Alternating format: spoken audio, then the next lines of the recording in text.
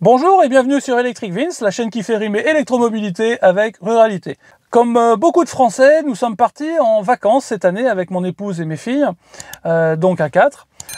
Nous sommes partis donc en voiture électrique, donc avec le Kona 64 kWh de batterie. Alors on entend souvent dire que c'est impossible de partir en vacances en voiture électrique. Eh bien j'ai voulu prouver que c'était faisable. Bon, je suis pas le premier à le faire, hein, mais voilà, j'ai voulu le démontrer. On a profité également de ces vacances pour essayer de se charger chez Tesla et également chez Fastned. Donc pour nous, c'était une première de se recharger dans ces stations de recharge. On a également chargé chez Ionity. On a également chargé sur des bornes en courant alternatif dans des villages. Alors je vous raconterai tout ça, comment ça s'est passé et surtout combien ça nous a coûté en fin de vidéo. Donc restez bien jusqu'à la fin de la vidéo. Il y a des choses très intéressantes qui vous y attendent. Mais avant toute chose, top générique.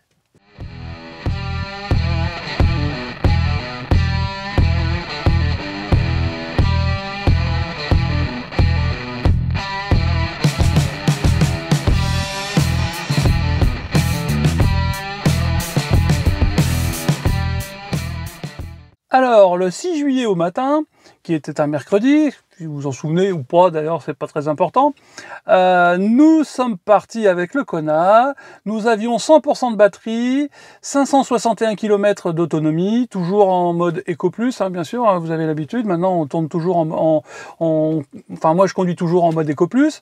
Nous avions utilisé le planificateur ABRP qui nous prévoyait 2 arrêts. Le premier arrêt à Montluçon, sur le SUC de Montluçon. À savoir qu'à Montluçon, il y a, ça j'y reviendrai un peu plus tard, mais à Montluçon, il y a les SUC Tesla d'un côté et les chargeurs rapides de Ionity de l'autre côté. Ils sont vraiment les uns à côté des autres, donc c'est assez facile de choisir en fonction de ce qu'on veut comme chargeur pour sa voiture. Et le deuxième arrêt était prévu à Beaune, car nous avions prévu avec la famille de nous arrêter à quasi mi-chemin entre la maison et Strasbourg, à Beaune, donc. Ville que nous ne connaissions pas. On s'est dit, voilà, on va passer à côté de Beaune, ce serait quand même dommage de ne pas s'arrêter à Beaune. Donc, on avait prévu de s'arrêter à Beaune, donc le planificateur nous avait prévu un arrêt à Montluçon, puis une autre recharge à Beaune. Alors pourquoi alors qu'on faisait l'étape à Beaune? Bon, peu importe. Toujours est-il que, voilà, on a bien rangé le coffre. Comme vous pouvez imaginer, on a optimisé le rangement des valises dans le coffre, hein, parce qu'on était 4. Donc pour 10 jours de vacances, c'était un petit peu, voilà, c'était un peu tendu au niveau des valises. Mais on a pu réussir à le faire, comme vous voyez sur les photos. Et nous sommes partis la fleur au fusil, direction Beaune. Après 228 km, nous sommes arrivés à Montluçon, où nous nous sommes branchés sur un superchargeur Tesla. Et nous avons chargé jusqu'à 93%. Alors pour nous, c'est vraiment une première. Donc j'ai utilisé pour la première fois l'application Tesla. Et force est de constater qu'on en a plus bavé à ouvrir la petite trappe de chargement de la voiture. Je sais pas, nous a fait un caprice, elle voulait pas s'ouvrir. Bon, on a perdu presque 10 minutes sous les yeux, on va dire, un peu goguenards des possesseurs de Tesla, déjà qui nous regardaient d'un œil un peu chelou. Qu'est-ce qu'il fait là avec sa Hyundai? C'est des chargeurs Tesla alors qu'il y a des Ionity juste à côté. Bon, peu importe. Il n'y a pas eu d'agression, il n'y a pas eu de... Voilà. Mais je sentais qu'on n'était pas vraiment à notre place, quoi, vous voyez. Bon, ceci dit, on était un mercredi, il y avait largement de la place. C'était pas comme si c'était un jour de départ en vacances classé noir par Bison Futé. Enfin voilà, c'était en milieu de semaine. Il y avait quelques voitures à charger, mais on avait largement la place de brancher notre voiture pour se charger sur les sucres de Tesla. On en a profité, on a été déjeuner dans une célèbre chaîne de fast-food, je ne la nommerai pas, mais voilà, on en a profité pour déjeuner pendant que ça chargeait. Après le déjeuner, on avait 92% de batterie, alors que l'application ABRP nous avait prévu de nous charger à 93, donc on était quand même dans les clous. Vous inquiétez pas, je ferai un total de toutes les recharges à la fin de la vidéo, il y aura un tableau avec tout plein de chiffres pour ceux que ça intéresse. Mais bon, je vais pas le faire là maintenant parce que ça va être un petit peu rébarbatif. Donc on est parti avec nos 92% de batterie, direction Beaune. On est arrivé à Beaune avec quelque chose comme 40% de batterie. On devait aller faire des courses, alors on logeait en Airbnb, donc de ce fait, on n'avait rien à manger pour le petit déjeuner, on voulait pas se charger non plus dans la voiture, hein. Toujours le problème du coffre du Kona. Donc on devait faire quelques courses, donc on s'est dit, on va en profiter, on va aller charger la voiture chez Leclerc. Parce que normalement, en général, les Leclerc ont des bornes de recharge. Donc plutôt que d'aller chez Ionity ou au SUC de Beaune, qui est un des plus grands SUC Tesla d'Europe, je crois, voire même du monde, hein, je ne pourrais pas dire de bêtises, on s'est dit on va aller plutôt charger chez Leclerc. Et donc on n'a pas suivi ABRP, on a été faire nos courses et on s'est branché chez Leclerc. Donc la bonne surprise, c'est que Leclerc nous offrait 25 kW gratuits. On en a profité, on a pris notre petit badge Freshmile, on s'est branché sur la borne de Leclerc, on a été faire nos courses. Et quand on est revenu, on a récupéré 21 kWh et demi. Et tout ça pour pas un sou. Donc on a récupéré en gros un tiers de notre capacité de batterie pour pas un rond. Et là franchement, je veux dire que ça fait plutôt plaisir. Donc on est rentré au Airbnb, on a garé la voiture sur une place de parking gratuite dans une petite rue adjacente au Airbnb. On devait rester toute la journée du jeudi sur Beaune et repartir le vendredi matin. Donc on s'est dit, on va pas prendre la voiture, on était vraiment à côté du centre-ville, on y a été à pied. Si on avait dû être un petit peu éloigné du centre-ville, on aurait pris les transports en commun, parce que voilà, on voulait pas utiliser la voiture, et puis on est pro transport en commun, et on a crapahuté comme ça toute la journée du jeudi, le mercredi soir, dans Beaune. Très jolie ville, ceci dit, au demeurant. Je vous mets en photo les hospices de Beaune, la visite des caves patriarches, c'est quand même... non, ça vaut le coup, honnêtement, c'est sympa à voir. Le jeudi soir, on n'avait que 71% de batterie grâce à la recharge chez Leclerc de la veille.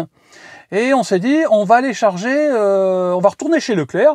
Bon, voilà, on va essayer, peut-être que ça va être encore gratuit. Bon, on était peut-être un peu naïf sur le coup, mais on est retourné au même chargeur et on s'est dit, voilà, on va charger sur la même borne de recharge. Et comme ça, on ne sera pas embêté, ce sera gratuit. On en a profité pour aller boire un petit café. On a chargé, sauf que bah, là, c'était payant. Donc je vous mets le tarif, le prix qu'on a payé à côté, et on est revenu, mais on avait 90% de batterie, donc voilà, grosso modo, ça va bien. Et on s'est dit, bah voilà, on partira avec 90% de batterie demain en direction de Strasbourg. Donc le vendredi matin, hop, direction Strasbourg.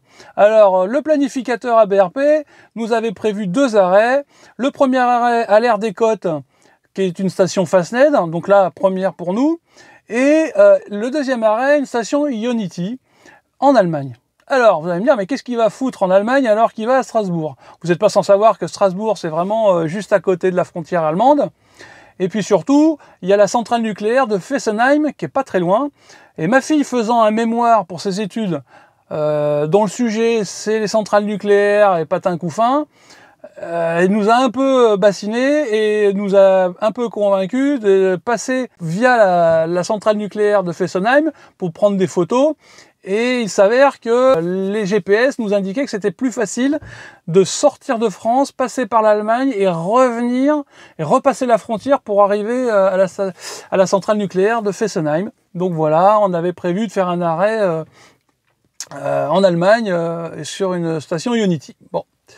Alors, on part, bon, la route se passe, hein, toujours 120 km/h maxi sur les autoroutes, 80-90 sur les nationales, et puis voilà, en mode Eco+, toujours, moi je roule qu'en mode Eco+, hein, d'ailleurs, mais il faut savoir qu'on avait quand même mis la clim, hein, donc le mode Eco+, bon, je sais pas si ça se justifiait, mais bon voilà, c'est une habitude. Vous savez, hein, moi je suis un homme d'habitude. Bon, alors, on arrive à l'Aire des Côtes, première charge chez Fastned, et là je me fais un petit peu bisuter. Alors je m'explique. Je me suis chargé avec le badge ChargeMap, c'est Fastned, alors impeccable, franchement j'ai scanné, j'ai branché, enfin c'est parti au quart de tour, c'est parti vachement plus vite que quand on se branche chez Ionity.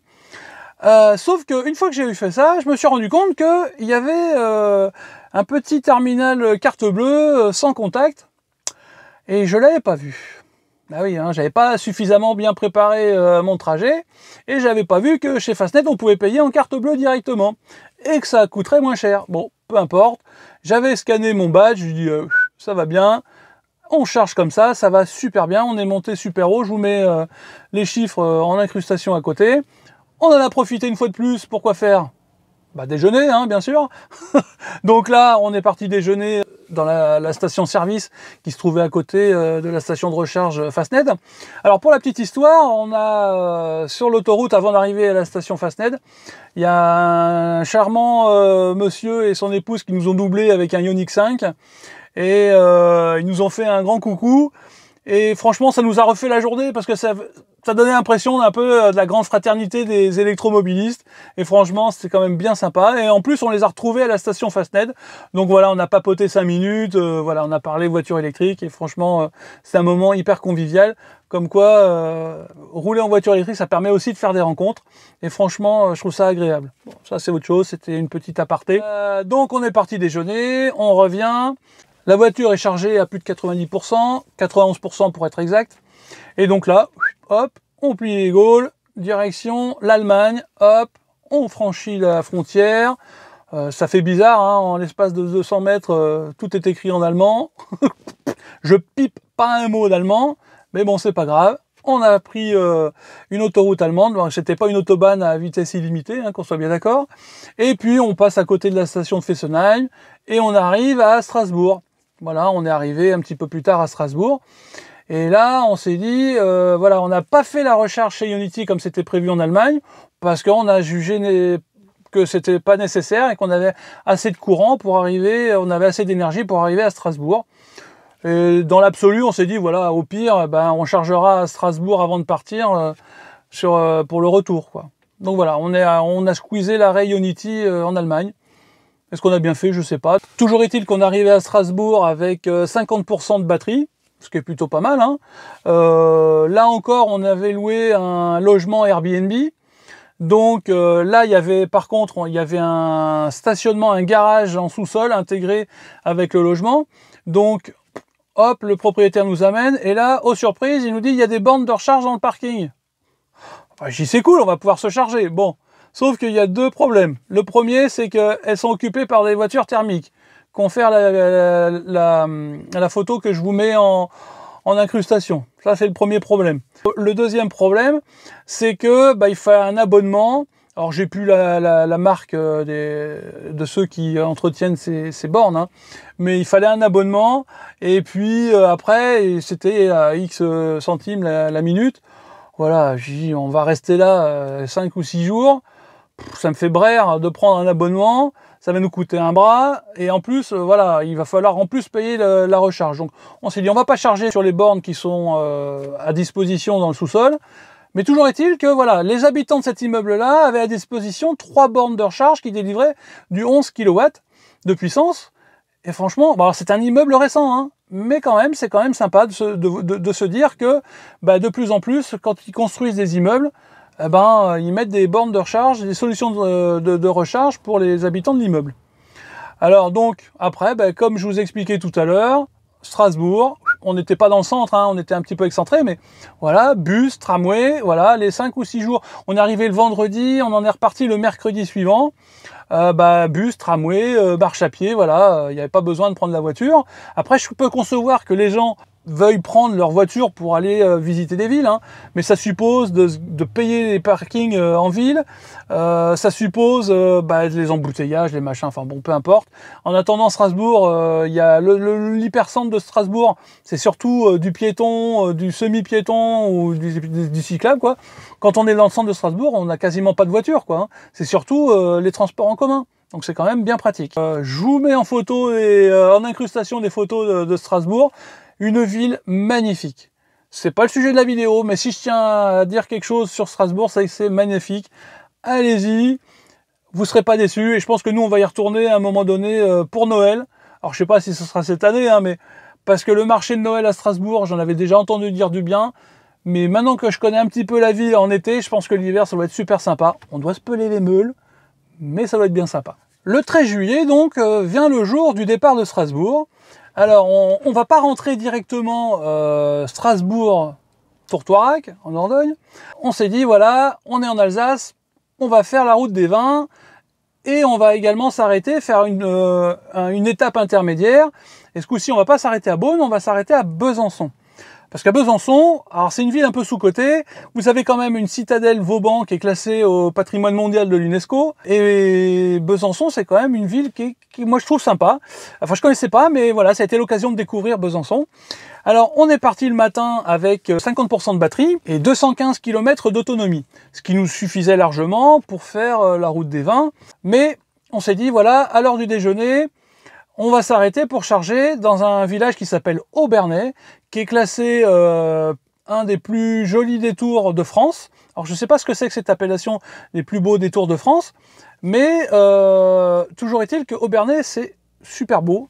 J'allais dire un peu comme tous les petits villages en Alsace et un peu comme Strasbourg. Surtout, l'attrait d'Aubernais, c'est qu'on avait fait une recherche sur ChargeMap pour trouver une borne à Aubernais. Parce que là, on a dit, on va pas utiliser le planificateur ABRP pour faire Strasbourg-Besançon, en sachant que, voilà, on va s'arrêter tout le temps. Il y aura forcément des bornes le long de la route des vins. Donc, on s'était dit, voilà, on va s'arrêter à Aubernais. Il y avait une borne qui délivrait du 22 kW, mais surtout, on a choisi cette borne, pas juste par hasard, parce que voilà, mais le prix faisait même pas 4 centimes de la minute. 3 centimes,7 de la minute. Voilà, vous avez l'incrustation à côté, hein. C'est un truc de malade. On en a profité, on s'est installé là, et vous aurez compris, bah, c'était l'heure du déjeuner, donc on a été déjeuner pendant que la voiture chargeait. Ça a été l'occasion pour ma fille d'apprendre à charger une voiture électrique, hein, la plus jeune, donc elle voulait conduire, donc ok, tu conduis, mais tu charges la voiture. Donc hop, apprentissage de la recharge des véhicules électriques, bon c'est pas sorcier, hein, mais elle l'avait jamais fait. Ça a été l'occasion pour elle de l'apprendre. Après le déjeuner, on est revenu, on a récupéré notre voiture avec 71% de batterie, et on est parti en direction de Besançon, et on avait planifié de passer par Colmar, qui est a priori très joli. Mais on a tellement perdu de temps sur la route des vins, on a tellement pris notre temps dans les petites routes de campagne, à regarder les paysages, à regarder les petits villages, on s'est arrêté à acheter du vin, enfin, on a fait les touristes, hein, ce qu'on était d'ailleurs. Et donc du coup, on s'est dit, bon, vu l'heure qu'il est, on va peut-être pas s'arrêter à Colmar, on va aller direction Besançon, surtout que on avait prévu de s'arrêter encore une fois à l'aire des Côtes, donc la fameuse aire Fasned, hein. Et donc on s'est dit, allez, on reviendra sur Colmar un autre jour, et on est parti direction l'aire des Côtes pour se recharger encore chez Fasned. Là encore, hyper rapide la recharge, mais là ce coup-ci je me suis pas fait avoir, j'ai payé avec ma carte bleue, et effectivement, j'ai payé moins cher. Le problème c'est qu'il n'y a pas de petits tickets. Alors c'est un peu l'inconvénient, c'est que on n'a pas de petits tickets qui vous indiquent pour combien vous en avez eu. Il faut attendre d'avoir le prélèvement sur votre compte en banque. Et il n'y a pas de distributeur de tickets de carte bleue pour vous dire combien vous en avez. C'est un peu, voilà, c'est un peu le ventre mou de la chose. En payant par carte bleue, on en a eu pour 59 centimes du kilowattheure, alors qu'en payant avec le badge ChargeMap, on en avait pour 66 centimes. Vous allez me dire, la différence n'est pas non plus démesurée, mais ça commence à faire, hein. Si vous le faites très souvent, voilà, ça commence à être pas mal. Donc on est reparti de l'aire des Côtes avec la station Fasned avec 80% de batterie, et on est arrivé à Besançon en fin d'après-midi, début de soirée. Il devait être à peu près 19h, 19h15. Et là encore, toujours, location Airbnb oblige, eh bien, il y avait un parking intégré, enfin, il y avait un parking rattaché à l'appartement qu'on louait. Et là, oh surprise une fois de plus, alors je vous assure, c'est vraiment un hasard le plus total, hein. C'est-à-dire que ma femme, elle n'a pas cherché à savoir s'il y avait des solutions de recharge quand elle a cherché les locations Airbnb pour se loger, d'accord? Et bien là, une fois de plus, il y avait, je crois, 2 bornes de recharge en 11 kW, la même que j'ai à la maison, une fois de plus, avec la petite clé verte qui va bien, sauf que là, pas de chance. Il n'y avait pas d'abonnement, mais elles n'étaient pas en fonction encore. Donc forcément, avec les photos que je vous fais voir, il y avait encore des voitures thermiques garées devant. Mais on a croisé un habitant de l'immeuble qui nous disait, voilà, ça va pas durer. D'ici un mois ou deux, elles seront en fonction. Et voilà. Mais bon, Toujours est-il que les bornes n'étaient pas en fonction quand on est arrivé, donc on a laissé la voiture dans le parking, donc ça nous a pas coûté un sou de parking. Et puis là, Besançon, hein, grande ville, on n'était pas dans le centre-centre, hein, mais voilà, transport en commun, bus, tramway, voilà, on est resté toute la journée du jeudi 14 juillet à Besançon, donc on est arrivé le mercredi soir, hein, le 13, une chaleur de gueux, hein, je vous raconte pas, sale temps pour les gros, des gouttes grosses comme ça. Le bus, heureusement, qui nous déposait à l'entrée de la citadelle Vauban de Besançon, hein, parce que sinon, ça grimpe comme ça, on n'aurait jamais pu y aller. Bon, c'est pas le sujet de la vidéo, je m'éloigne, je digresse, je divague. Et donc, on a passé la journée du jeudi tranquille, comme ça, à Besançon. Voilà. Le lendemain, on est reparti de Besançon avec 70% de batterie, ce qui nous permettait quand même de voir un peu venir, parce qu'on était parti de Fasnet avec 80%, on avait consommé 10% pour arriver à Besançon. Voilà, on consomme pas non plus trop, donc on s'est dit 70%, ça suffira bien pour partir le lendemain matin, direction la maison. Vous connaissez le principe des Airbnb. Et voilà, soit vous prenez vos petits déjeuners à l'extérieur, ou tous vos repas à l'extérieur, soit vous faites des courses et vous avez le petit déjeuner, voilà, vous achetez de quoi manger dans le Airbnb. Donc nous, en arrivant le mercredi soir, on avait fait quelques courses, mais on s'est dit, voilà, le vendredi matin, on veut pas avoir de reste dans la voiture, donc on avait peut-être un peu sous-estimé les courses, et donc au petit déjeuner, on avait 3 fois rien à manger. Donc, on a utilisé le planificateur ABRP qui nous prévoit 2 arrêts. Un arrêt à l'aire de Glanon, station Ionity, et un deuxième arrêt au SUC Tesla de Montluçon. Donc voilà, on va dire, on n'a pas varié beaucoup les plaisirs, hein. 2 fois à l'aire des Côtes et Fasnet, et 2 fois au SUC de Montluçon. Bon voilà, c'est sur notre route, hein. On va pas faire 200 bornes pour retrouver un SUC différent ou une station Fasnet différente. Vous voyez ce que je veux dire? Donc la première recharge chez Ionity, on a utilisé la borne 50 kW comme je vous expliquais dans les vidéos précédentes, parce que voilà, nous on prend que du 77, hein, et puis c'est pas nécessaire de payer plein pot, alors que de toute façon on va en profiter là en l'occurrence pour prendre le petit déjeuner. Parce qu'on est parti assez tôt le matin, on est parti à 8h je crois, ou 8h30 le matin, donc on avait un peu faim, et du coup on s'est arrêté prendre le petit déjeuner sur la station-service à côté des bornes de recharge Ionity. Donc là, on a récupéré de 51%, parce qu'on avait consommé 19% entre Besançon et cette aire de recharge. On a récupéré de 51% à 91% de batterie. Et voilà, on a pris le petit déjeuner, on en a bien profité. Et on est reparti, direction Montluçon. Et là, c'est pas la voiture qu'il a fallu ravitailler. À mi-chemin, il a fallu s'arrêter pour une pause technique d'ordre familial. Un petit arrêt, voilà, qu'il a fallu faire pour que la petite pause pipi caca cucu popo, comme j'ai l'habitude de dire. Vous devez avoir l'habitude maintenant parce que c'est pas la première fois que j'utilise l'expression et que vous devez sûrement la connaître. Donc on est reparti après cette pause, on va dire sauvage, et on est arrivé à Montluçon sur le SUC de Montluçon, le même qu'on a utilisé à l'aller, hein. Sauf que là, on était vendredi après-midi. Enfin midi en l'occurrence, hein, l'heure du déjeuner, midi 13h, hein, je ne sais plus trop exactement. Et là, il y avait quand même pas mal de monde, et sur les SUC Tesla, et sur les stations Ionity. Alors, on avait prévu de s'arrêter sur le Tesla, pardon. Je me suis dit, la barbe. En plus, c'est moins cher chez Tesla que chez Ionity. Donc, pourquoi payer plus cher alors que il y avait une place de disponible? Non, il y avait 2 places de disponibles chez Tesla. Donc, on se gare, et là, j'avais pas eu ce problème-là à l'aller, parce qu'il y avait moins de monde, donc j'avais dû me mettre sur la place de droite, et donc le câble allait nickel. Sauf que là, j'ai dû me mettre sur la place de gauche, sur le chargeur, et le câble n'allait pas, était pas assez long, vu que moi, ma trappe de recharge sur le Kona est située à gauche devant. Donc j'ai dû manœuvrer, je me suis foutu en biais, en crabe, à cheval sur les 2 places, pour pouvoir me charger. Là, quand même, déjà je suis pas Tesla, je viens me charger chez eux. Les propriétaires de Tesla, très accueillants au demeurant, hein, à l'aller, bon, j'avais senti des petits regards goguenards.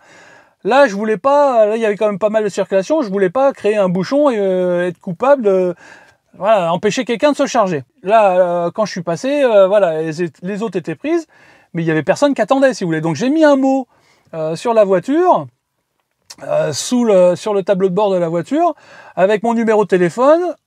On est parti déjeuner toujours au fameux fast-food dont je tairai le nom. Et comme ça, s'il y avait un problème, les gens auraient pu m'appeler pour que je bouge la voiture pour qu'ils puissent se garer. Hein. C'était à 5 minutes, même pas. Voilà, en 5 minutes, j'étais de retour, j'ai enlevé la voiture et puis terminé, quoi. Hein. Toujours, on essaye de faire ça en bonne intelligence. Parce que y a assez de gens qui vous squattent les bornes de recharge alors qu'ils en ont pas besoin, sans que moi j'en rajoute et que je fasse pareil, quoi, vous voyez.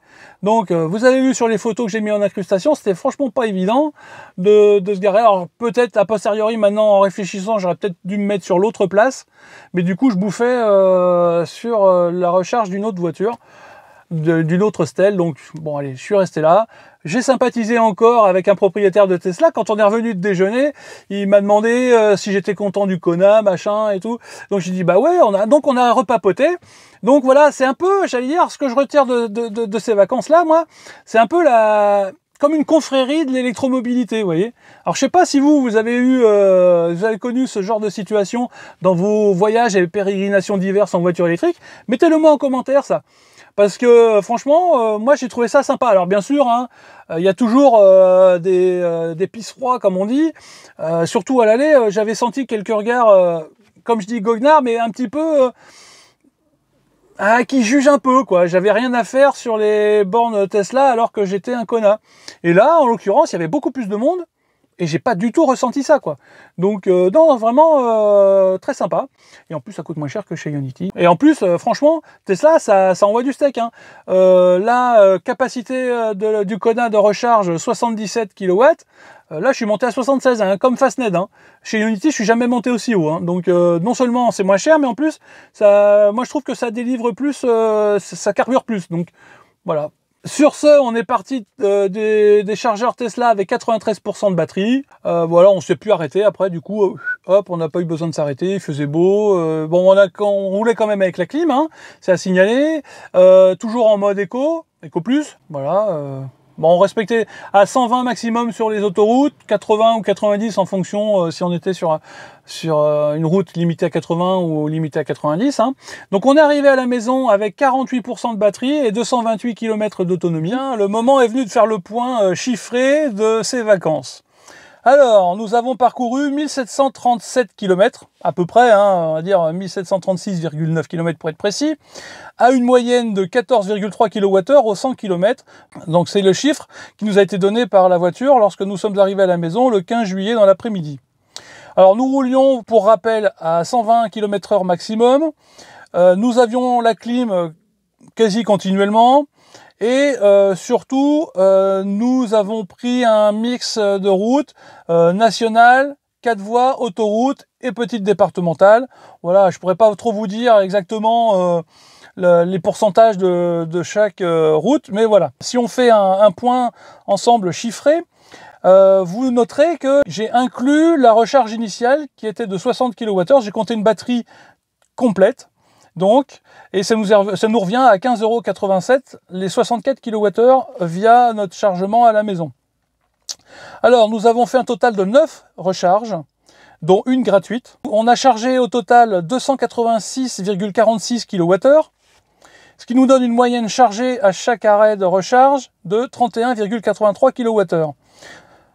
C'est-à-dire que à chaque fois qu'on s'arrêtait pour charger, en moyenne, on chargeait 31,83 kWh. On a eu un coût total de recharge de 114,72 €.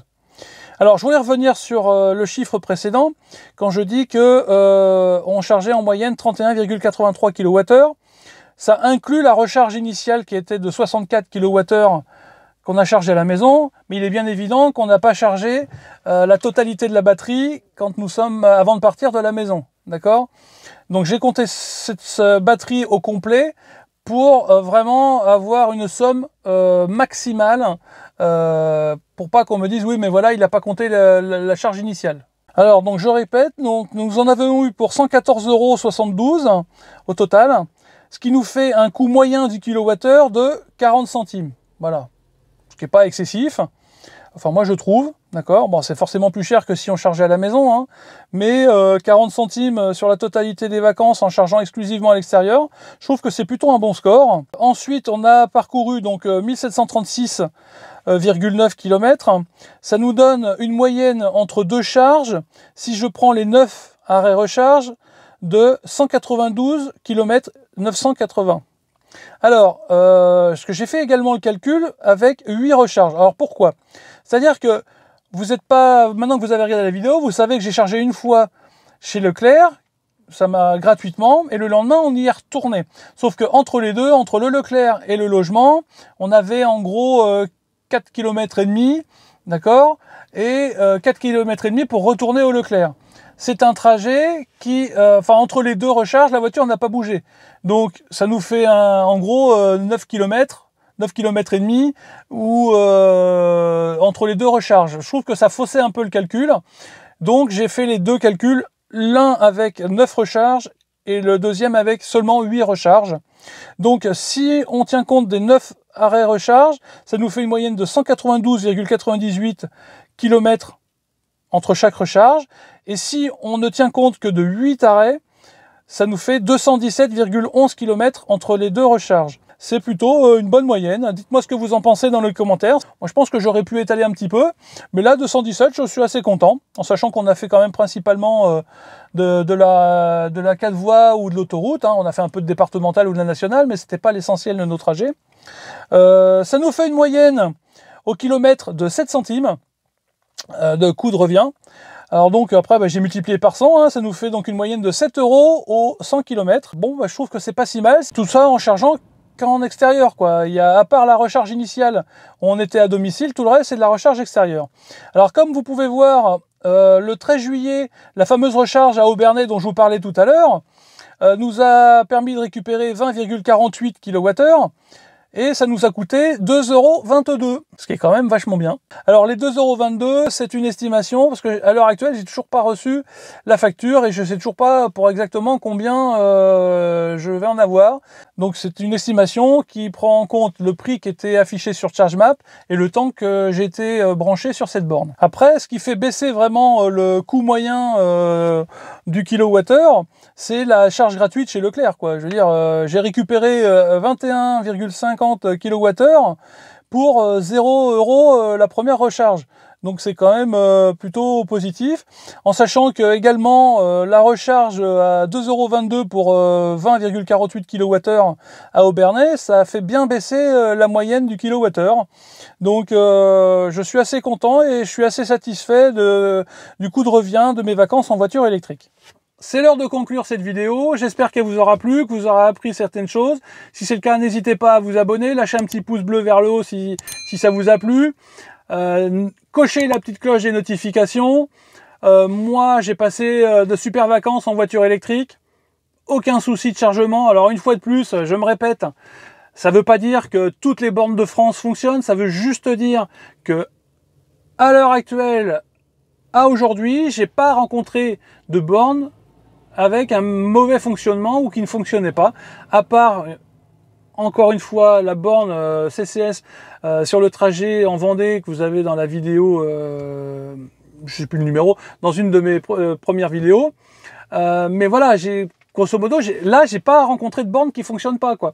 J'aurais même pu, avec un peu de chance, charger directement au Airbnb que je louais. Vous voyez, deux fois, les bornes étaient disponibles. Alors, une, elles n'étaient pas en fonction, et les autres, il fallait un abonnement. Voilà. Mais toujours est-il que plus ça va aller, plus vous allez avoir ce genre de solution de recharge, et que ce sera de moins en moins un problème de charger sa voiture. Déjà que moi, je trouve que c'est j'ai jamais eu de problème de charger mes voitures. Alors j'ai peut-être beaucoup de chance, hein. Si vous avez des expériences différentes, n'hésitez pas à me le mettre en commentaire, parce que voilà, c'est toujours intéressant d'avoir plusieurs sons de cloche. Mais voilà, moi j'ai pas eu de soucis pendant les vacances. On a passé de super vacances en Kona électrique. Je conseille à tout le monde qui cherche un bon véhicule électrique, le Kona, franchement en termes d'efficience c'est nickel. Je suis pas payé par Hyundai, hein. J'ai tendance à parler beaucoup de Hyundai en bien, mais bon, toujours est-il qu'ils font de bonnes voitures. Je vous souhaite une bonne fin de journée. Je vous donne rendez-vous très très vite pour une prochaine vidéo sur Electric Vince. À bientôt.